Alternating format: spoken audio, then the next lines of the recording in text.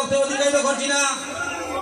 বক্তারা অনেক বক্তব্য করবেন, আপনারা যাদের বক্তব্য শোনার জন্য অধীর আগ্রহে আছেন সেজন্য বক্তব্য আমি সংক্ষিপ্ত করব।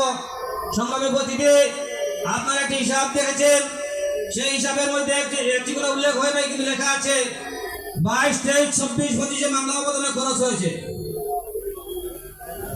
আমরা ভবিষ্যতে কোনো মামলা চাই না। এই টাকাগুলো কিন্তু আমাদের, এই মামলার খরচের টাকাগুলো কিন্তু আমাদের মাথা থেকে নেওয়া হয়েছে, আমাদের শিক্ষক থেকে নেওয়া হয়েছে, আমাদের পরিচয়পত্র থেকে নেওয়া হয়েছে। সংগ্রামী উপস্থিতি, আজকে সাধারণ সভায় নির্বাচন কমিশন হবে, আগামীতে নির্বাচন আসবে। আপনারা সবাই বিবেকবান, আপনারা আমাদের বিবেক কাটিয়ে যে সমস্ত নেতৃবৃন্দ দ্বারা আমাদের শ্রমিকের কল্যাণ হবে সেই সমস্ত শ্রমিক ভাইদের ভোট দিয়ে জয়যুক্ত করবেন। এই সব দেখতে করে বক্তব্য শেষ করি। আসসালামু আলাইকুম রহমতুল্লাহ।